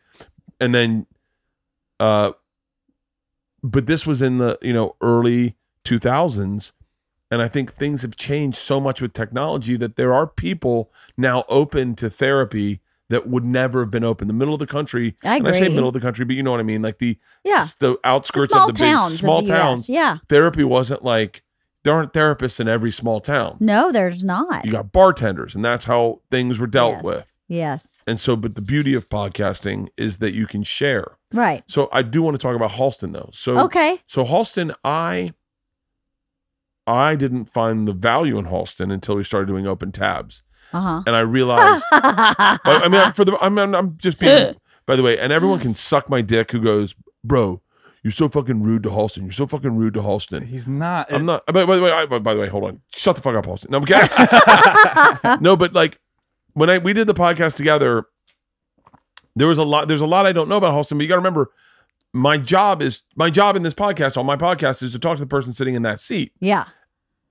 The thing I learned when we started doing open tabs was that Halston has also just been listening to me talk for a lot of fucking time. Yeah. So he knows a great deal about me. Yes. That only the biggest fan of my podcast would know. Yeah. And he knows other things because he knows so much more about me because he listens to your podcast. Yeah. Every single one of them. Yeah. But you were the first one to lean into the importance of Halston. Yeah. And so how I wanted to talk a little bit about Halston and how important he is to this podcast and how you see that relationship. Well, I think Halston's my little brother. Yeah. A little bit. But it wouldn't happen without him because I don't know how to run any of the technical stuff. There's no way. That's one piece. The other piece is Halston knows how to be back there and be engaged and completely unnoticeable at the same time. See, that's the other thing is I don't see him at all. Well, because you can't see him. I know, but I see him the whole time. The direction I sit, so like I always think Halston's probably behind me going, Jesus, I've heard this story a fucking 100 times. He's not. He's listening, and I see him the whole time. I got so much shit for doing the podcast with Halston. Did you? Oh my God. It was the most shit I've ever gotten. So much shit. You did? Yeah. He got in a fight on Twitter with a random guy who went after him about me. It was like So funny. off. Like there's, I think I've been a lot better recently. I had real issues with, I had real issues with sharing this podcast with Halston. Oh, yes. Initially, I wasn't even sure that I was going to be in the room during the podcast. I was very. What do you mean sharing? Like I don't want anyone touching my shit. I don't want anyone. I don't want anyone. That's not about Halston. No, hold on. Stop. That's about you. Yeah. Obviously. Yeah. I thought about fucking Halston. Yeah. Okay. Yeah. To have someone. It's because you are a to have control someone freak. be able to post my thing. To be able to have someone to, like. I was such a control freak. Yeah.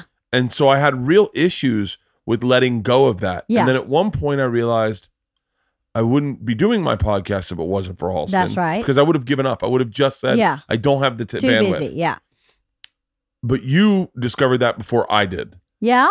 Yeah. You were like, you were the first one to go, like, I want Halston to do more. I want him to, like, and so but I remember when you did that thing about depression and Halston kind of popped positive and was like, I think I might have depression. Mm-hmm. That's where I realized, Halston's a part of this show. Yeah, he is. Yeah.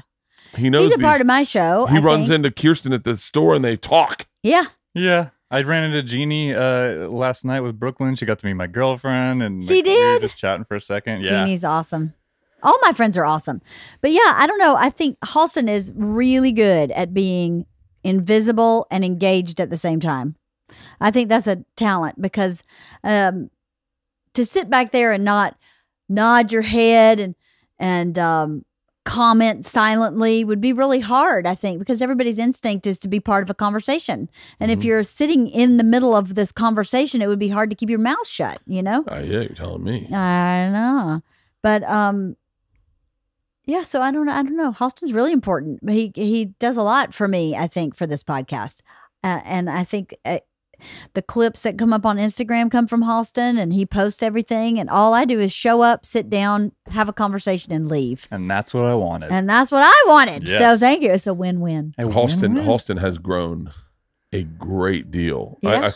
I thought about this in my spin class because I know that your value of Halston has always been different than mine. Yeah. In that, and up until recently, I started saying to him, I was afraid to say like, "Hey, thanks" or "Great job." Why? Because I didn't. Because then that gave him some ownership over it? No, I didn't want him to know that I needed him. I'm very fucking weird about that kind of shit. Yes, you are. You mean that not calling me a girlfriend forever? Yeah, there's something about me. That's so funny. It took you a minute to say that I was your podcast producer too. Oh yeah. Which I picked up on that stuff right away. And I was not shocked. I had listened to your podcast before, so I felt like I kind of understood you on a certain level. I'm so fucking broken. There's so many broken pieces in me. But I'm a go with the flow guy. You are a go with the flow guy. That is you've great. gotten I'm curious of. Maybe I'll have Halston on my podcast one time. Yeah. Fucking stupid idea. Why? So can I just ask? I'll just ask him the questions when I'm talking to somebody else. Do it in an intro. What? Do an intro with maybe we'll Halston. do an intro with and Halston. chat with Halston from time to time. But between Ron Funch's podcast, which is all about fucking growing. Yeah. I mean, Ron is a very, very, very inspirational dude. Like the guy does shit I'd never fucking do. Yeah. Yeah. Like fucking vision boards and fucking he loves like him, just his weight loss, his weight loss is astounding. 150 pounds. Jesus, that's amazing. How do you do it? Diet and exercise. He lost a vegan. Right, a full vegan. That's a lot. That is a lot. Between his and yours, and then I think my podcast just makes him giggle. But between I don't talk about anything deep on my podcast ever. I don't think. Yes, you do. Are you kidding me? We Yes, just had you do. Nick Thune on here. That's a fucking yeah. Oh, man, that one's like Gary super Goldman heavy. was deep.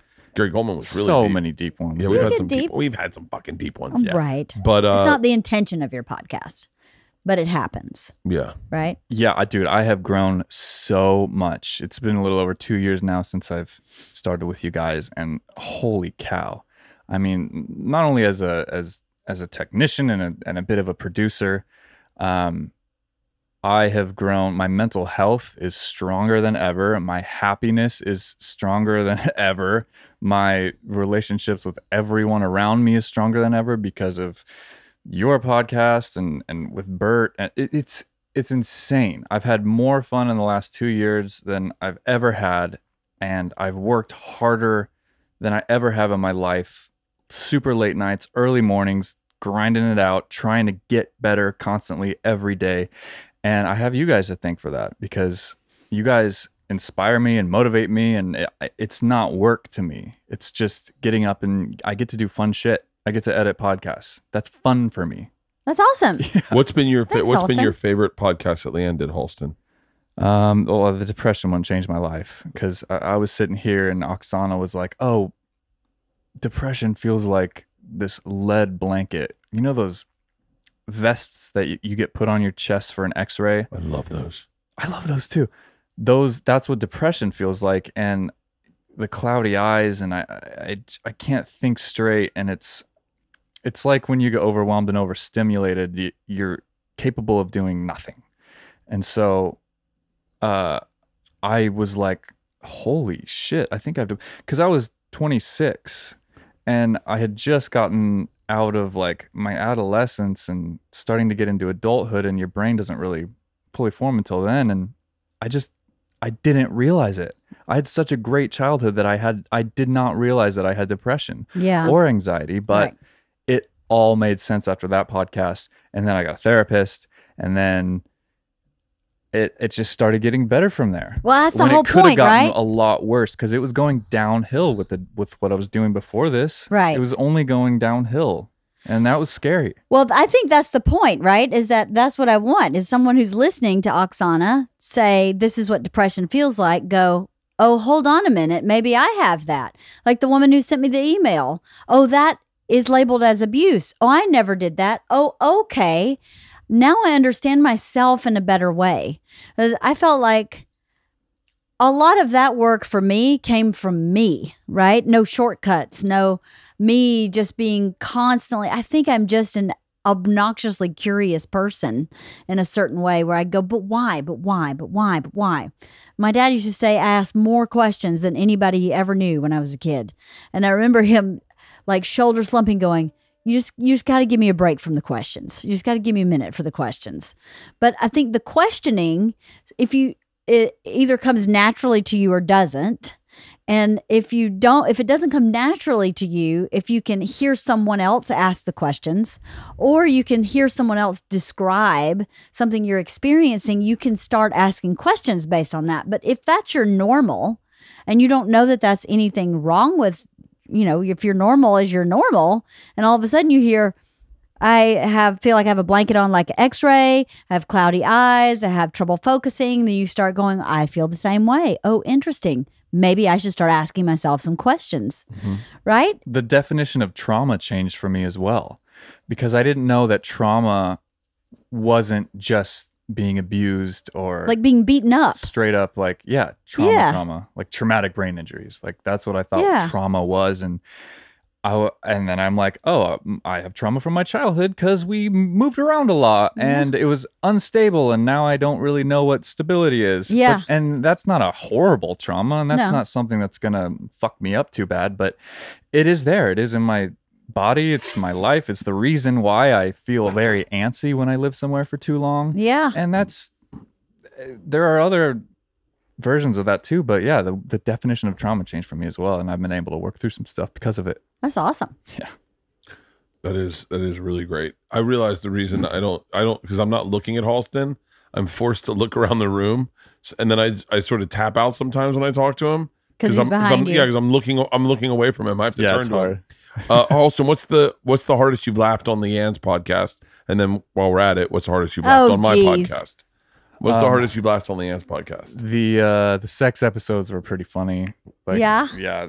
especially with Bert and Steven. Bert was just being so silly that day, and it was I don't remember drove that. people Was I drunk? crazy. Uh-uh. No, it was just really funny. No, you're just having a good time. Laughing really hard.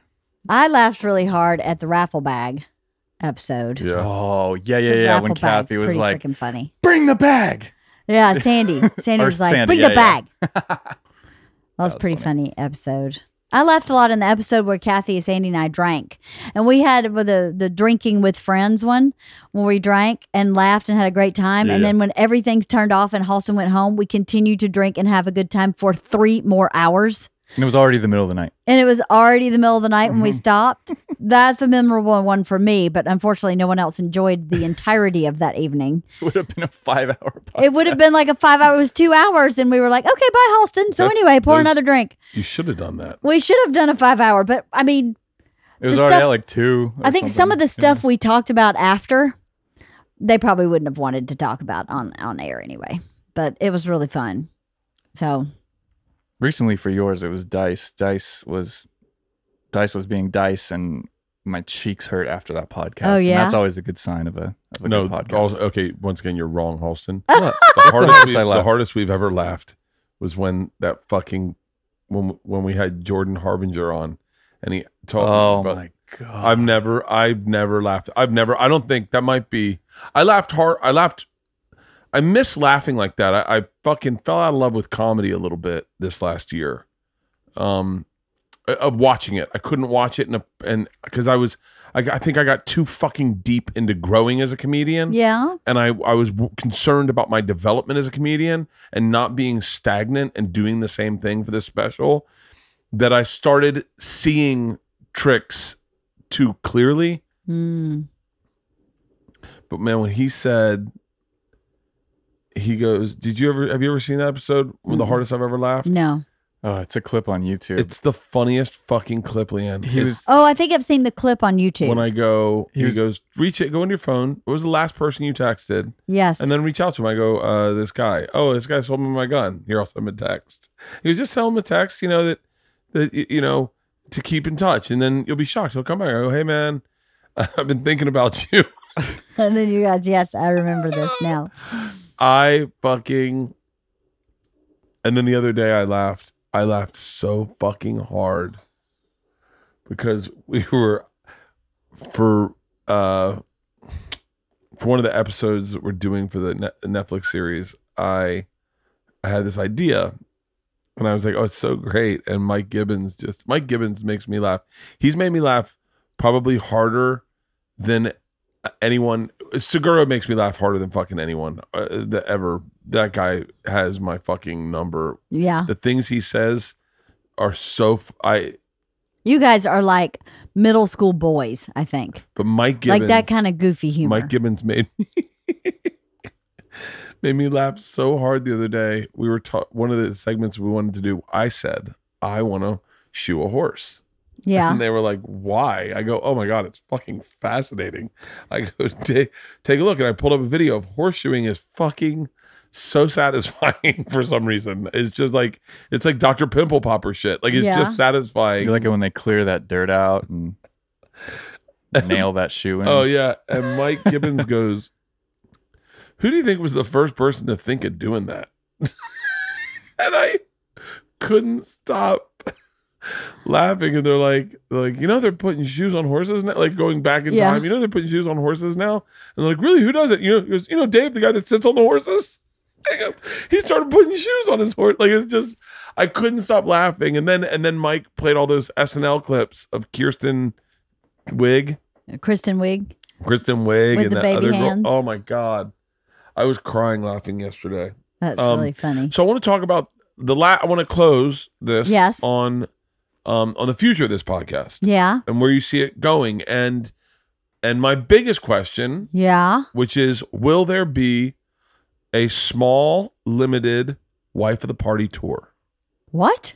Live tour. What are you talking about? A live tour? I think that it is worth investing in. I don't even know what that means. I want to get a tour bus. What? And do a weekend tour at small venues. What would I do at a small venue? Just do my podcast? Do a live podcast. You, Kathy, Who would Sandy. come see that? Like 4 people per city? No, we have statistics. Yeah, baby, that's why you're doing a couple cities. You're not going to do, we're not sending you to Burlington, Vermont, where I'll be January 30th. We're sending you to the places where we know your listeners are. Uh-huh. And there will be listeners that travel in from other places. I'll help promote it on my Instagram or on my Facebook, and people can come see a live podcast. Live podcasts are very successful. They're guys. I have buddies that do live podcast tours in Australia. But I'd have to bring 2 friends, right? That's why Well, but I mean, I'm the vision guy in our relationship. Oh, are you? I'm the vision guy. I'm a vision girl you're too. You're a vision, but I think it would be well worth the investment financially to rent out venues. I think you'll make a little bit of money, but we'll break even for the tour. We get you a tour bus for one weekend. You, Kathy, Sandy, whoever you want to just, you can fill up all the bunks. Yeah. And do a live podcast with 3 or 4 guests, one venue, 2 guests, another venue, every guest up on stage. I think it would be well worth the investment. And it would be a lot of fun for you. I think it would redefine the way you saw your relationship with your fans and the way you saw your podcast. Doing a live podcast is a lot of fucking fun. So I think that that's something you should do. But in the immediate future, you should share with the audience what the future plans for this podcast are. Well, I think I'm going to continue doing more of the same, right? More adventure? More adventure. I love the adventure ones. I think I'm going to try, and I think I do a good job of talking to people I don't know also. Like the cannabis episode. I knew Joanna just around from school, but I'd never really had a conversation with her. Joanna, the woman about I know. cannabis. Can I tell you the one I want you to do? What? I want you to talk to a porn star. Okay. I want you to talk to Mistress Isabella Okay. and do a BDSM podcast. Okay. I think you're right. You know, Theo did something kind of groundbreaking on our industry a little bit. If I'm not mistaken, he did a podcast with a plumber. You know, Theo's silliness it lends itself to that. Yeah. Because Theo's just so funny. He can have a conversation with a plumber and be fascinated, but I actually got to be dead honest with you. I was kind of fucking fascinated. Yeah. Like, I don't think he's going to ask the questions I want to hear answers to. Like, like, what's your rate? How's billing go? Like, I don't know. I haven't listened to the podcast yet, but I saw it and I went, I'm going to listen to that. That's cool. It was so different than anything anyone else was doing. That's very cool. But you should I would love to hear you talk to, like, anything that interests you. A cabinet maker, but a BDSM, a porn star, a male porn star. I would love to. No, maybe not a male porn star, but well, I know. I think it would be cool to talk to some authors of some of the book club books we read. I would read a book with the intention of talking to the author. I know an author just reached out to me about that, so I thought that would be great if I read her book and then had her on as a guest with Kathy and Kirsten, and the three of us got to ask her questions and have you talked had Miss about Pat her on yet? No, we can't get our schedules together. The one day that we had it together was the day I had driven from Phoenix with Izzy and then had like something as soon as I got home and then something else and then Miss Pat. And I was like, I don't think I will be present for that. And I'd really like it to be my best self.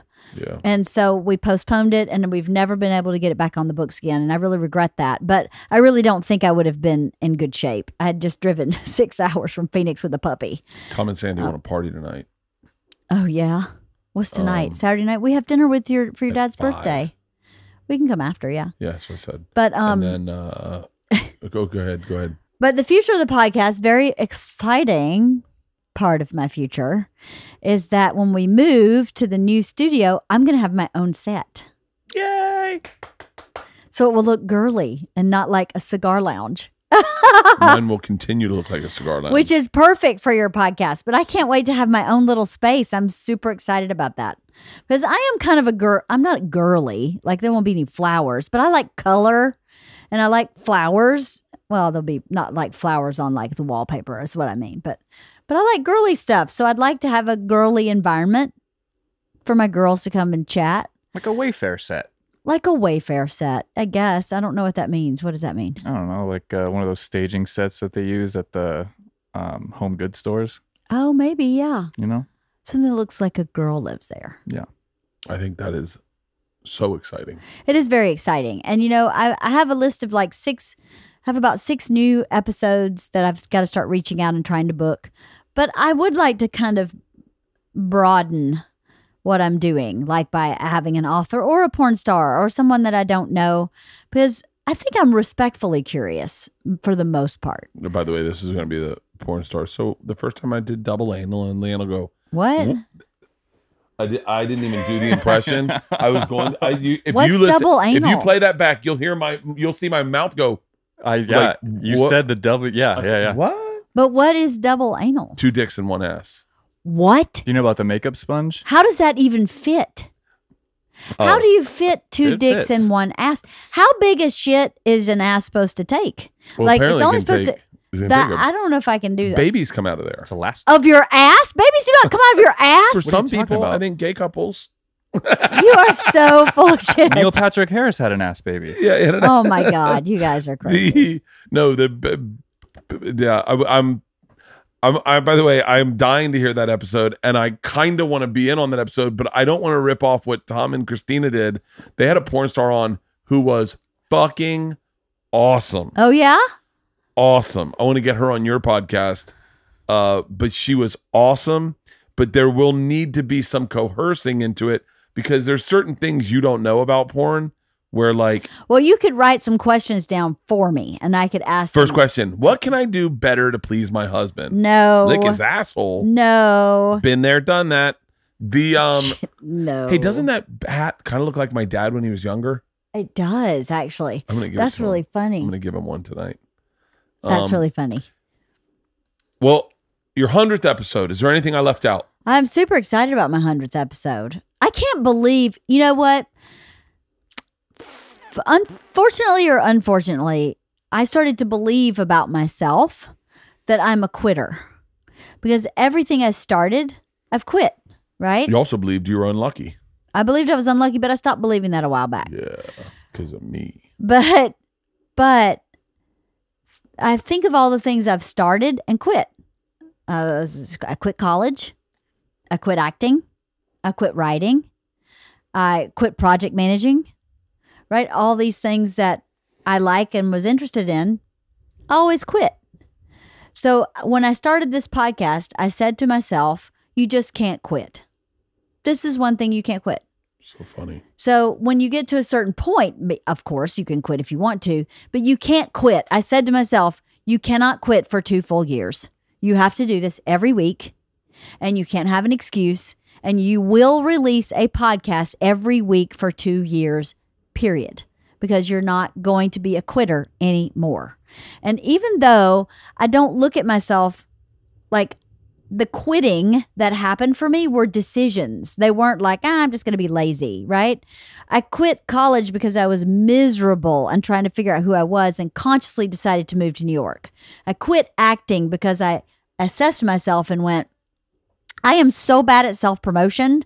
I'll go to an audition and go, you should probably get that job. You're probably going to be much better than me. You know, I'm good at acting if someone would just give me the work. I wouldn't have quit if I didn't have to self-promote. I don't think. And with writing, I quit because I was so immersive in as a writer. I was writing 6 days a week, morning, noon, and night. Then once you have kids, you can't function like that. And the small, tiny bits and pieces of life where I tried to write, I'd just be frustrated because I couldn't write again in that same capacity. So I chose to quit that so that I wouldn't be this frustrated, angry mom. Instead, I'd just be a mom. So part of the reason this works, this podcast, is because I've compartmentalized it and said it's only like 2-hour chunk. I can give myself 2 hours a week to do this. And then there's a little bit of time posting things online that I have to do. And you cannot quit. You cannot quit this. I've quit every diet. I've quit every workout regimen. I'm a quitter, right? That's what my brain says. I'm a quitter. I don't quit my marriage. I don't quit parenting. Those important things, I'm not a quitter. I've never quit working on my mental health, ever. I got a great tag to this story.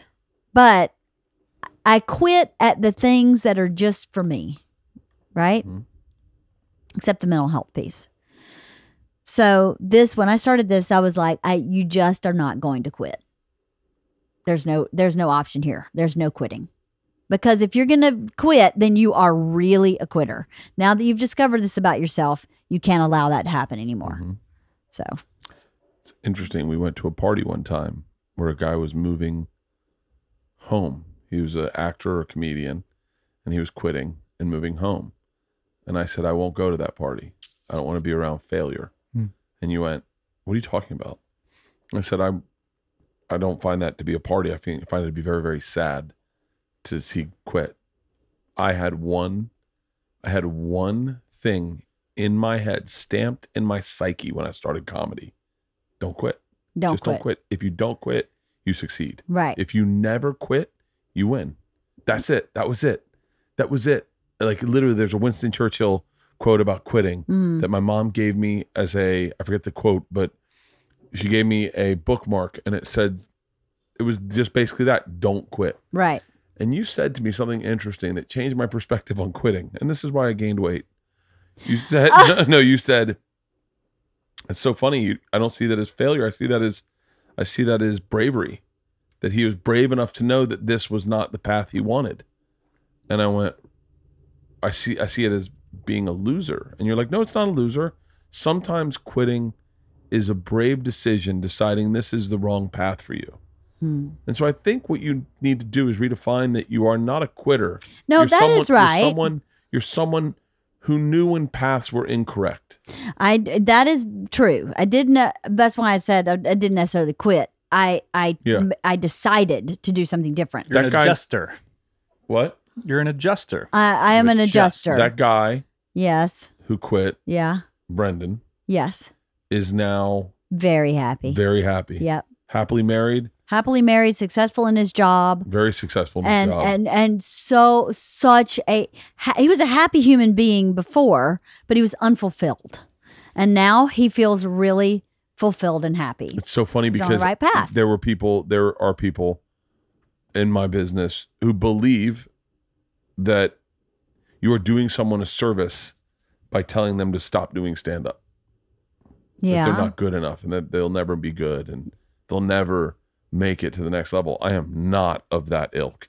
I do not believe in that. I believe that if that is your dream to be a great comedian, Go for it. go for it and never quit and don't listen to a fucking soul. Don't listen to anyone's advice. Just do what you want to do. Right. It's funny. I think about Brody sometimes. Obviously, I wouldn't want him. I'd rather him be here than not here. Yeah. But I thought he was in so much fucking pain. Yeah. It's the same thing with suicide. I go, I wonder, and he's remembered so fondly. He's got a picture in the hallway with the grates at the store that'll always be there. Yeah.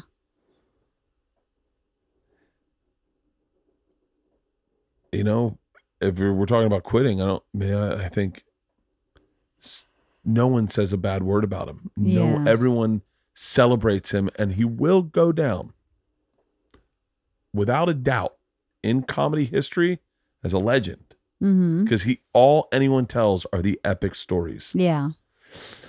Sometimes it's at Kurt Cobain time. Sometimes it's better to. Exit stage left. Sometimes it's better to. I don't know. I think I have the quote here. Is it success is not final, failure is not final. It is the courage to continue that counts. Yeah, by Winston Churchill. Yeah. Dude, I just was like, don't quit. But I'm very punitive. That's why I'll never kill myself. I'd rather fucking suffer. Well, you know, I guess when you frame it that way, I'm not a quitter, but I was afraid I would quit this without really seeing it through. Speaking of quitters, let me answer this call from my sister. Oh. Hello. Hey, what's up? So we can't get a hold of Larson's. Okay. I'll let me call you back in 2 seconds. I'm doing a podcast with Leanne. I'll call you right back. Okay, bye. Speaking of a quitter, she walked out of fucking Hot Spin. Yeah. I walked out first, but I walked out. I drank 64 ounces of water in Hot Jeez. Spin. And by the way, with 15 minutes of class left, I walked out and got more water and came in, and then Cotty walked out and didn't come back for a while. Cotty did not sweat once in Hot Spin. That's not healthy. That means she's really dehydrated. Yeah. How have you not pissed this whole time? You have a full bladder. Me? Yeah. I think I sweat that water out. Oh. Well, on that note about quitting, please don't ever quit this podcast. I think you've been exponentially happier. And I think what you should I have do, been happier. I wanted to end this podcast on a quote from one of the most prolific podcasters I know. Yeah. Duncan Trussell was sitting right there, Yep. and he looked over my shoulder and he said something to the effect that Letterman was never allowed. Letterman did his show and he did it one way, right? And he said, that's the beauty of podcasting is you can try anything. Yeah. Like you can try, you can take it outside, go for a hike. You don't have he had a studio audience. He had to be in there. He could write new bits. He could grow as an interviewer. He could grow in so many different ways, but he never got to really take by the way, he had monkeys with a camera. He'd take it down to the street. He did things. He was next level prolific, but Duncan's regards of podcasting was that it was so off the radar. You could really try big things and no one would fault you. Right. You know, you could in that podcast, I was having a panic attack and Duncan said, well, let me walk you through a guided meditation. And I was like, well, Duncan, we can't just stop down and do a meditation. He goes, why not? Who gives a fuck? It's a podcast. It's a podcast. Just do it. Let's do it. All right, here we go. And he walked me through a 15-minute guided meditation. And I went, yeah, I literally was like, yeah, fuck. this podcast can be whatever the fuck I want it to be. I can have people come in drinking. I can do it in a car ride. I can do it anywhere I want to do it. And I would impart that Duncan wisdom to you and say, keep taking chances, keep doing different things, keep doing the adventures, and when you come up with an idea, go, I'm gonna fucking podcast about it. Do it. Because you are one of the most curious people I know. You're the best listener I know. I think you're the best person I know, obviously. Aw, That's shucks. why I marry you. But it's just I needed a lab partner. And so One of the best mothers on the planet. Aw. And that's based on not just me, but so many people telling you that, Aw, whether it be in the shucks. comments or in person or anything. But I made think- it up as I went along. yeah. you're doing a damn good job. But I think a live tour for one weekend. I don't even know what that means. Don't worry, I'll plan it out. A live tour for one weekend. I'll take a look at your numbers, see where you're big. Probably Ohio is where I'm guessing. And we'll do a small run, Columbus, maybe Indy. Like, I don't know. But we'll get you a tour bus and put all your friends on it, and it'll be the best weekend you've ever had in your fucking life. Now that tour Sandy would do. 100%. I'll book it. Wife of the party tour. If there's wine on it, Sandy's in. Wine, a bus away from kids, she's down. We got a big, I think I can come up with a big promo video, marching band in the backyard. What's up, everybody? It's Leanne, the mechanic. The mechanic. Wife of the party here. We got a big tour. Wife OBTBT. Well, before we close, thank you so much for all you've done to support me. I appreciate it. And I really believe your support. I don't think you're going, oh, poo-poo, whatever. I love your podcast. And I love when people say, I listen to Leanne's podcast. I love that when they tell me that. It means so much to me when I'm on the road and they're like, I love your podcast and I love Leanne's podcast. And then even if they say, I got to be honest with you, I like Leanne's more, I go, I know you're saying that. I get it. You got to say it. No, but it means a lot to me that Should you're I- supporting me, baby. It's 2:30. We're eating at 5, I think. Should I eat something now? I haven't eaten yet today. Probably a little snack. I'm starving. Well, congratulations. Thank you. Congrats on 100. 100. I'm so 100. 100. One more month and it's 2 years. I know. One That's more pretty month and cool. it's 2 years. So I got to do another one when it's 2 years, right? I should Just a do recap. I should do my drinking with friends, I guess. There you go. You should That was my 2-year drinking with friends. do a 2-year and bring in some extra mics. Yeah. Go big. Go big or go home. Wife OTP. .com. I know we're trying to. OTPT. Wife of the party tour. Well, I want to One call city. it WOTP, but WOTP.com is taken and we can't get it. So I had to go wife OTP. All right. We tried to buy WOTP, but Leanne Kreischer, congratulations. Congratulations. Bert On 100 Kreischer, thank you. episodes. Halston, thank you. Thank you. Hey, Leanne. Mm-hmm. Thank you. Aw, Thank you, shucks. Leanne. Aw, thanks.